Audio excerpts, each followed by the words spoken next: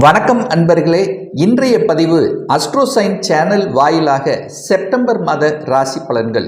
முதலில் இந்த செப்டம்பர் மாதத்தினுடைய கிரக நிலைகளை பார்க்கலாம். அதன்படி ரிஷபமனையில் தனக்காரகன், குழந்தை காரகன் என்று சொல்லக்கூடிய குரு பகவான் ரிஷபமனையில் வீற்றிருக்க, செவ்வாய் பகவான் சகோதர காரகன், நில காரகன் என்று சொல்லக்கூடிய செவ்வாய் பகவான் மிதுனமனையில் அமர்ந்திருக்க, இந்த மாதம் அதாவது செப்டம்பர் மாதம் 15ஆம் தேதி வரை தன்னம்பிக்கைக்குரிய ஒரு கிரகம் என்று சொல்லக்கூடிய சூரிய பகவான் ஆட்சி பலத்தோடும் அதன் பிறகு கன்னிமனைக்கு பிரவேசிக்கிறார்.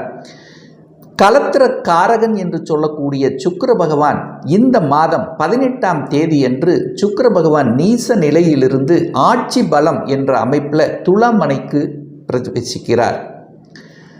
சனி பகவான் தொழில் காரகன் என்று சொல்லக்கூடிய சனி பகவான் கும்பமனையில் ஆட்சி பலம் மூல திரிகோணம் பலம் பெற்று வக்ர நிலையில் அமர்ந்திருக்க, கன்னிமனையில் கேது பகவானும் மீனமனையில் ராகு பகவானும் அமர்ந்திருக்காங்க. ஸோ இந்த கிரக அமைப்புகளை வைத்துக்கொண்டு இந்த மாதம், இந்த செப்டம்பர் மாதம் என்ன மாதிரியான பலன்கள், சாதகம் என்ன, பாதகம் என்ன, எதை செய்யலாம், எதை செய்யக்கூடாது, என்ன மாதிரியான தெய்வ வழிபாடு உகந்தது என்பதை பற்றித்தான் இந்த பதிவில் நம்ம டீட்டெயிலாக பார்க்க போகிறோம். அதற்கு முன்னால் நம்முடைய சேனலை நீங்கள் ஃபர்ஸ்ட் டைம் பார்ப்பவர்கள் என்றால் மறக்காமல் சப்ஸ்கிரைப் பண்ணிக்கிங்க. சிம்மராசி அன்பர்களே, இந்த செப்டம்பர் மாதம் என்ன மாதிரியான பலன் அப்படின்னு பார்க்கும் பொழுது, உங்கள் ராசி அதிபதி, லக்ன அதிபதி என்று சொல்லக்கூடிய சூரிய பகவான் ஆட்சி பலம் பெற்று வலிமையாக உட்கார்ந்திருக்கார் இந்த மாதம் 15ஆம் தேதி வரை. அதன் பிறகு தனஸ்தானம், குடும்பஸ்தானம் என்கின்ற அமைப்பில் போய் அமர இருக்கிறார் சூரியன். அந்த சூரியன் புதனோடு சேர்ந்து உட்கார்ந்திருக்கார் எங்கே, உங்கள் ராசியில். அப்போ புதன் என்பது அவருக்கு பிடித்த நண்பர் அல்லவா. அப்போ புதனும் சூரியனும் இணைந்து புதன் ஆதித்ய யோகத்துடன் இருக்கக்கூடிய இந்த காலகட்டத்தில் உங்களுடைய எண்ணங்கள், செயல்கள், சிந்தனைகள் சிறப்பு பெறக்கூடிய அமைப்பு. அப்போ சூரியன் என்பது யார் அப்படின்னா, உங்களுக்கு வெளிச்சம் போட்டு காமிக்கக்கூடிய ஒரு நல்ல அமைப்பு. அதாவது ஒரு வருடத்துக்கு ஒரு முறை தான் அங்கே உங்கள் ராசி அதிபதி ஆட்சி பலத்தோடு இருக்க போகிறார் அல்லவா. அப்போ இதுவரைக்கு நீங்கள் செய்த காரியங்கள் வெளி உலகத்துக்கு காண்பிக்கக்கூடிய தன்மை, அதாவது உங்களை மற்றவர்களுக்கு அடையாளப்படுத்தக்கூடிய ஒரு நல்ல மாதமாக அமைகிறது. உங்களுடைய தலைமை பண்புங்கிறது மேல் போகக்கூடிய தன்மை, அதிகாரத்துடன் செயல்படக்கூடிய தன்மை, அத்தனை அம்சங்களும் உங்களுக்கு சிறப்பாக இருக்கிறது. அரசு சார்ந்த விஷயத்தில் அனுகூலத்தை பெறக்கூடிய, அதிகாரத்தை தரக்கூடிய அமைப்பில் இந்த மாதம் உங்களுக்கு சிறப்பாக இருக்கு. ஆனால் என்ன, சனி பகவான் பார்ப்பது நல்லது இல்லை. அப்போ என்ன, கொஞ்சம் நிதானம், பொறுமையை கடைபிடிக்க வேண்டும் என்பதை மட்டும் ஞாபகத்தில் வைத்து கொண்டாலே போதும். 2ஆம் அதிபதியாக இருக்கக்கூடிய புதன் பகவான் உங்கள் ராசியிலேயே இருப்பதும் இந்த மாதத்தினுடைய பிற்பகுதியில், அதாவது 23/9/2024 அன்று 2ஆம் அதிபதியாக இருக்கக்கூடிய புதன் பகவான் ஆட்சி பலம், உச்ச பலம், மூல திரிகோண பலம் பெற்று வலிமையாக இருக்க போகிறார். அப்போ தனஸ்தானாதிபதி வலிமையாக இருக்கும் போது என்ன இருக்கும், தனம் நன்றாக இருக்க போகிறது. பொருளாதாரத்தில் முன்னேற்றத்தை கொடுக்கக்கூடிய அமைப்பு இருக்கிறது. ஏன்னா தனக்காரகனான குருவினுடைய பார்வையும் அந்த தனஸ்தானத்தின் மீது பதிகின்ற காரணத்தால் பொருளாதாரத்தில் பெரிய பாதிப்பை ஒன்றும் கொடுக்க போவதில்லை. உயர்வு என்பது நிச்சயமாக உண்டு. குடும்பம் நன்றாக இருக்க போகிறது. குடும்பத்தில் சுப காரியங்கள் நடக்க இருக்கிறது. குடும்பத்தில் ஏதாவது ஒரு கருத்து வேற்றுமைகள் இருந்து பிரிந்திருந்தாலும் ஒன்று சேருவதற்கு இது ஒரு உகந்த காலகட்டமாக அமைகிறது. குடும்ப உறுப்பினர்கள் அனைவரும் ஒன்று சேர்ந்து ஏதாவது ஒரு தொழிலை செய்வதற்கும், பணத்தை, அதாவது பணம் சார்ந்த விஷயத்தில், அதாவது முதலீடு செய்வதற்கும் ஒரு உகந்த காலமாக இருக்கிறது. உங்கள் பேச்சு சார்ந்த விஷயங்கள் சிறப்பாக இருக்கிறது. ஏன்னா 2ஆம் அதிபதி புதனாக இருக்கிறதுனால, அந்த புதன்ங்கிறது புத்திசாலித்தனம் என்கின்ற கிரகம் என்கின்ற காரணத்தால், அதாவது எந்த இடத்தில் எதை பேசணும், எதை செய்யணும் என்பதை கச்சிதமாக பேசி காரியத்தை முடிக்கக்கூடிய வல்லமை, ஆற்றல் இந்த மாதம் உங்களுக்கு சிறப்பாக இருக்கு. தன்னுடைய அறிவை, தன்னுடைய பேச்சை வைத்து செய்யக்கூடிய அனைத்து விதமான தொழில்கள் மூலமாக நல்லவைகள் நடக்கக்கூடிய ஒரு நல்ல மாதம் தான் இந்த சிம்மராசி அன்பர்களுக்கு. 3ஆம் அதிபதியாக இருக்கக்கூடிய அந்த சுக்கிர பகவான் பார்த்தீங்கன்னா, தனக்கு 12ஆம் இடத்தில் மறைந்து, அதாவது சுக்கிரன் நீசமாக அமர்ந்திருந்தார் அல்லவா. ஆனால் இந்த மாதம், அதாவது சுக்கிரன், அதாவது 18ஆம் தேதி செப்டம்பர், சுக்கிரன் மூன்றாம் இடத்தில் வந்து அமர்ந்து ஆட்சி பலத்தோட வலிமையாக இருக்கார். அப்போ மூன்றாம் அதிபதியும் அவரே, 10ஆம் அதிபதியும் அவரே. அப்போ உங்கள் முயற்சிகள், தொழில் சார்ந்த விஷயத்தில் தடைபட்ட முயற்சிகள் அத்தனையும் வெற்றி பெறக்கூடிய அமைப்பு. உங்கள் மனம் நன்றாக இருக்க போகிறது. டிராவல் மூலமாக அனுகூலங்கள் கிடைக்கப் போகிறது. தகவல் தொடர்புத்துறை, கம்யூனிகேஷன், இந்த மாதிரியாக இருக்கக்கூடிய தகவல் தொடர்புத்துறையின் மூலமாக நல்லவைகள் நடக்கக்கூடிய தன்மை, ஒப்பந்தங்கள் கிடைக்கக்கூடிய தன்மை, அரசு காரியங்களில் அதாவது அரசு சார்ந்த விஷயங்கள், ஒரு ஒப்பந்தங்கள் உங்களுக்கு வேணும் அல்லது அரசு காரியங்கள் தடை இருந்ததுன்னா இதெல்லாம் இந்த மாதம் எடுத்து சென்று வெற்றி பெறக்கூடிய ஒரு நல்ல மாதமாக இருக்கிறது. ரியல் எஸ்டேட் துறையில் இருக்கக்கூடிய இந்த சிம்மராசி என்பர்கள் ஜொலிக்கக்கூடிய, புகழ் பெறக்கூடிய அமைப்பு இருக்கிறது.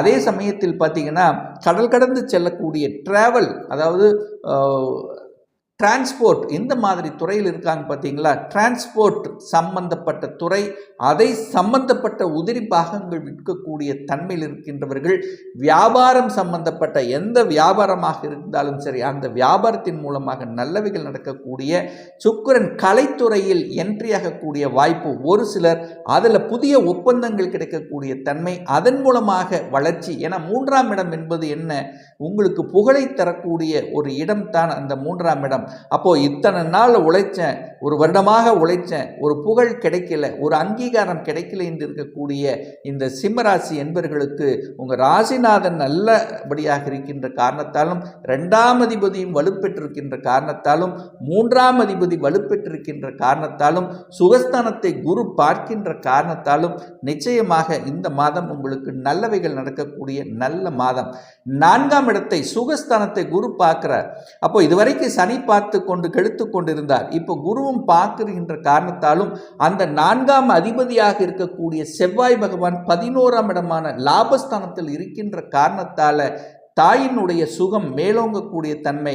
இதுவரைக்கும் நிறைய செலவு செஞ்சிட்டோம், அதாவது ஒரு தாயினுடைய உடல்நலம் சார்ந்த விஷயத்தில் பிரச்சனையாக இருந்தது, ஒரு படுக்கையாக இருந்தாங்க, நிறைய செலவு செஞ்சாங்கன்னா இப்போ 4ஆம் அதிபதி 11ஆம் இடத்தில் இருக்கிறனால அதிலிருந்து விடுதலை பெறுவதற்கான வாய்ப்புகள் இருக்கிறது அப்படிங்கிறத ஸ்ட்ராங்காக சொல்லலாம். அதே சமயத்தில் தொழில்முறை பயணங்கள் உங்களுக்கு ஏற்படுத்தும், அதாவது நம்மளுடைய சொந்த ஊரை விட்டு வெளியே செல்லக்கூடிய அந்த யோகங்கள் இருக்கிறது. படிப்பு நல்ல பிரமாதமாக வரக்கூடிய அமைப்பு. நீங்கள் என்ன படிக்கணும்னு ஆசைப்பட்டு கொண்டிருந்தீர்களோ அந்த ஆசைகள் நிறைவேறக்கூடிய ஒரு நல்ல மாதமாக உங்களுக்கு அமையும். சுகஸ்தானத்தை வலுப்படுத்தக்கூடிய தன்மை, அதாவது செவ்வாய் 4க்குரியவனான செவ்வாய் லாபஸ்தானத்தில் இருக்கிறதுனால விவசாய நிலங்கள் வாங்கக்கூடிய யோகங்கள், ஒரு சிலர் பிளாட் வாங்கக்கூடிய அமைப்பு. ஏன்னா சுக்கிரனும் வலிமையாக இருக்கிறார் அல்லவா, அப்போ கட்டின வீட்டை வாங்கக்கூடிய அமைப்பு. அல்லது ஒரு சிலருக்கு பார்த்தீங்கன்னா அதாவது வீடு கட்டுவதற்காக ஒரு புண்ணியர்ஜனம் போடக்கூடிய அமைப்பு, அல்லது கட்டின வீடு பாதியில் இருந்தவங்களை அதை எடுத்து முடித்து வெற்றிகரமாக முடிக்கக்கூடிய தன்மை. ஒரு சிலருக்கு வந்து பார்த்திங்கன்னா சுக்கிரன் வலிமையாக இருக்கின்ற காரணத்தால் புதிய வாகனங்களை வாங்கக்கூடிய அமைப்பு. இது வரைக்கும் நான் 2 வீலர் தான் வச்சுருக்கிறேன், ஒரு 4 வீலருக்கு கன்வெர்ட் பண்ணணும், ஒரு மாறணுங்கிற எண்ணம் இருக்கக்கூடியவர்கள் அந்த எண்ணங்கள் ஈடேறக்கூடிய வகையில் இந்த அமைப்பு இந்த மாதம் சிறப்பாக இருக்குது. 5ஆம் அதிபதி 10ஆம் இடத்தில் இருக்கிறனால உங்கள் குழந்தைகளுக்கு வேலை என்பது நிச்சயமாக உண்டு. வேலைக்காக ட்ரை பண்ணி கொண்டிருக்கிறீர்கள், தான் படித்த படிப்புக்குண்டான வேலை இல்லாமல் ஏதோ ஒரு வேலையில் இருந்து கொண்டிருந்தவர்களுக்கெல்லாம் இப்போ படித்த படிப்புக்குண்டான வேலை கிடைக்கக்கூடிய ஆற்றல், தன்னம்பிக்கை, அந்த முயற்சி அத்தனையும் பலிக்கக்கூடிய வகையில் இருக்கிறது. அதே சமயத்தில் அந்த குழந்தைகளுக்காக, குழந்தை பாக்கியத்துக்காக ஏங்கிக் கொண்டிருக்கின்ற இந்த சிம்மராசி என்பவர்களுக்கு நல்லவைகள், நல்ல செய்தி கொடுக்கக்கூடிய மாதம். குரு பகவான் 2ஆம் இடத்தை பார்க்கறதுனால குடும்பத்தில் ஒரு உறுப்பினரை இணைத்து கொள்ளக்கூடிய நிகழ்வு சாத்தியம் என்கக்கூடிய வகையில் அமைகிறது. 6ஆம் இடத்தை குரு பார்க்கறதுனால என்னாகும், வேலை கிடைக்கும், வேலைக்கு புனிதமடைய செய்யக்கூடிய அமைப்பு. இதுவரைக்கும் வேலையில் அழுத்தம் ப்ரெஷரோடு இருந்தவங்க அதிலிருந்து ப்ரெஷர் இருந்து வெளிப்படக்கூடிய அமைப்பு. நல்ல வேலை கிடைக்கும், சக ஊழியர்களுடைய ஒத்துழைப்பு கிடைக்கும். ஆனால் அதே சமயத்தில் 6ஆம் இடம் என்பது கடன், நோய் எதிர்ப்பு, பகையை சொல்லக்கூடிய இடம் அல்லவா. அப்போ கடன், சுப கடன்களை நிச்சயமாக உருவாக்கும். எதிர்ப்பு சார்ந்த விஷயத்தில் கொஞ்சம் கவனம், எச்சரிக்கையாக இருக்கணும். உடல்நலம் சார்ந்த விஷயத்தில் பார்த்தீங்கன்னா கொஞ்சம் வயிறு சம்பந்தப்பட்ட, ஜீரணம் சம்பந்தப்பட்ட சில தன்மைகள் கொடுப்பதற்கான வாய்ப்புகள் இருக்கு, அதில் கொஞ்சம் கவனமாக இருக்கணும். 7ஆம் இடத்தில் சனி பகவான் பக்ரமாக உட்கார்ந்திருக்கார். கணவன் மனைவிக்குள்ளே சில சண்டைகள், சச்சரவுகள் அந்த சனி ஏதாவது ஒரு ரூபத்தில் ஒரு தொந்தரவு கொடுத்து கொண்டு இருந்ததுன்னு சொல்லலாம். அதாவது கணவன் ஒரு இடத்துல, மனைவி ஒரு இடத்துல, அதாவது ஒரு மாதிரியான தன்மை, ஒரு மாதிரியான ஒரு இணக்கம் இல்லாத தன்மையை சில சமயங்களில் ஏற்படுத்தி இருக்கும். இப்போ நீங்கள் பயப்பட வேண்டிய அவசியம் இல்லை. சனி வக்ரம் அடைந்து விட்டார். 7ஆம் இடத்துல இருந்து வந்த அத்தனை விதமான அந்த கூட்டு தொழில் இருந்து வந்த பிரச்சனைகள், கணக்கு வழக்கு சம்பந்தப்பட்ட இருந்து வந்த பிரச்சனைகள் அத்தனையும் உங்களுக்கு முடிவு வரக்கூடிய அமைப்பு. 8ஆம் இடத்தில் ராகு இருக்கின்ற காரணத்தாலும், இந்த ராகுங்கிறது வெளிநாட்டு கிரகம் என்கின்ற காரணத்தாலும் தன்னுடைய குடும்பத்துக்காக அல்லது பணத்தை பெருக்குவதற்காக வெளிநாட்டு செல்லக்கூடிய அமைப்பு என்பதும் இந்த காலகட்டம் சிறப்பாக இருக்கு. 9ஆம் அதிபதியாக இருக்கக்கூடிய செவ்வாய் பகவான் லாபஸ்தானத்தில் இருக்கார். அந்த சிம்மராசி என்பர்களுக்கு ராஜ யோகத்தை தரக்கூடிய ஒரு கிரகம் அப்படின்னா அது செவ்வாய் பகவான். அந்த செவ்வாய் பகவான் 11ஆம் இடமான லாபஸ்தானத்தில் அமைகின்ற இந்த மாதம் உங்களுக்கு அனைத்திலும் மேன்மை, பாக்கியத்தை கொடுக்கக்கூடிய அமைப்பு, சுகத்தை வலுவாக்கக்கூடிய அமைப்பு. 10ல் குரு இருக்கார். ஒரு மாற்றத்தை, தொழிலில் வேலையில் ஒரு மாற்றத்தை எதிர்பார்த்து காத்து கொண்டிருப்பவர்களுக்கு நல்ல மாற்றங்கள் கிடைக்கக்கூடிய வாய்ப்புகள், சந்தர்ப்பங்கள் வரும். ஸோ அதை கெட்டியாக பிடித்து கொள்வது உங்களுக்கு சிறப்பு. அதே சமயத்தில் மேலதிகாரிகள் உங்களை பாராட்டக்கூடிய அமைப்பும் இருக்கிறது. தன்னுடைய அறிவை வைத்து செய்யக்கூடிய தொழில்களாக இருக்கட்டும், போதனைகள், சட்டம், நிதித்துறை, நீதித்துறை சம்பந்தப்பட்ட விஷயத்திலும் நல்லவைகள். செவ்வாய் சம்பந்தப்பட்ட, அதாவது சீருடை அணிந்து பணியாற்றி கொண்டிருக்கின்ற அனைத்து விதமான காவல்துறை, இராணுவம், இந்த மாதிரியான துறையில் இருப்பவர்களுக்கு நல்லவைகள். ரியல் எஸ்டேட்டில் லாபம் கொடுக்கக்கூடிய ஒரு நல்ல மாதமாக இந்த சிம்மராசினருக்கு அமையும். ஒரு நல்ல தெய்வ வழிபாடு அப்படின்னு எடுத்துக்கொண்டால் இந்த செப்டம்பர் மாதம் 5ஆம் தேதி என்று செவ்வாய் ஜெயந்தி வர இருக்கிறது. அதாவது செவ்வாய் பகவானுடைய பிறந்த நாள் வியாழக்கிழமை வருகிறது. அன்றைய தினம் யாருக்கெல்லாம் செவ்வாய் திசை, செவ்வாய் புத்தி ஓடிக்கொண்டிருக்கிறது அல்லது உங்களுக்கு நிலம் சார்ந்த விஷயத்தில் பிரச்சனையாக இருக்கிறது, குடும்பம், அதாவது சகோதர சகோதரிகளுக்குள்ள ஏதாவது ஒரு கருத்து வேறுபாடுகள் இருக்கிறது என்று இருக்கக்கூடிய இந்த சிம்மராசி என்பர்கள் அன்றைய தினம் முருகப்பெருமானை வழிபடுவது உத்தமம். அதே போல 15/9/2024 அன்று குரு ஜெயந்தி இருக்கிறது. அப்போ அந்த குரு ஜெயந்தி ஞாயிற்றுக்கிழமை வருகிறது. அப்போ நவகிரகங்கள் இருக்கின்ற குரு பகவான் தட்சிணமூர்த்தியை சென்று வழிபடும் போது நிச்சயமாக குழந்தை சார்ந்த விஷயத்தில் இருந்து வந்த பிரச்சனைகள், பதவி சம்பந்தப்பட்ட விஷயத்தில் பதவி தடை உங்களுக்கு விலகக்கூடிய தன்மை அல்லது வெளிநாட்டு யோகம் என்பது இருக்கிறது. தனம் சார்ந்த விஷயத்தில் பிரச்சனைகள் தீர்க்கக்கூடிய ஒரு நல்ல வழிபாடாக நிச்சயமாக உங்களுக்கு அமையும். இப்போ நான் சொன்னது கோச்சார ரீதியாக இந்த செப்டம்பர் மாதத்தினுடைய ஒரு பொதுவான பலன்கள். இந்த ராசி நட்சத்திரத்தில் பார்த்தீங்கன்னா பல கோடிக்கணக்கான பேர் இருப்பீங்க. எல்லாருக்கும் ஒரே மாதிரி பலன்னா நிச்சயமா இல்லை. ஏன்னா ஒவ்வொருத்தரும் டிஃப்ரெண்ட். ஒவ்வொருடைய ஜாதக அமைப்பிலும் தசாபுத்திகளும் வேறுபடும். அதற்கு தகுந்த மாதிரி பலன்களும் மாறுபடும். இந்த கோச்சார பலனை கண்டினியூஸாக ஒரு 3 மாதங்கள் பாருங்க. சரியாக வரல, அதாவது இந்த பலன் சரியாக பொருந்தி வரலன்னா உங்களுடைய ஜாதகத்தில் 6, 8, 12 அதிபதிகள் தொடர்பு கொண்ட கிரகங்களுடைய தசாபுத்தி நடக்குங்கிறது தான் அமைப்பு. ஒரு துல்லிய பலன் வேணும். அதாவது ஒரு சொந்த தொழில் செய்யணும்னு ஆசைப்படுற, அதுக்கான விதி கொடுப்பினை நம்முடைய ஜாதகத்தில் இருக்கா? அப்படி இருக்கக்கூடிய பட்சத்தில் எப்போ நமக்கு சொந்த தொழில் ஆரம்பிக்கலாம்? திருமணம் தடைப்பட்டு கொண்டே இருக்கிறது, எப்போதான் நமக்கு திருமணம் நடக்கும்? என்ன கோர்ஸ் எடுத்து படித்தால் நமக்கு நல்லது?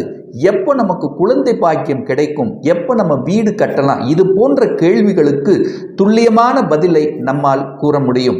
ஒரு பர்சனல் கன்சல்டேஷன் எடுத்துக்கணும், அதாவது ஒரு சுய ஜாதகம் பார்க்கணும் என்று விருப்பமுடைய அன்பர்கள் டிஸ்பிளே தெரியக்கூடிய நம்பருக்கு வாட்ஸ்அப் மூலியமாகவோ ஃபோன் கால் மூலியமாகவோ தொடர்பு கொண்டு அப்பாயின்மெண்ட் பெற்றுக்கொண்டு கன்சல்டேஷன் எடுத்துக்கலாம். நிச்சயமாக இந்த பதிவு ஏதாவது ஒரு ரூபத்தில் உங்களுக்கு யூஸ்ஃபுல்லாக இருக்குங்கிறதுல எந்தவித மாற்று கருத்தும் இல்லை.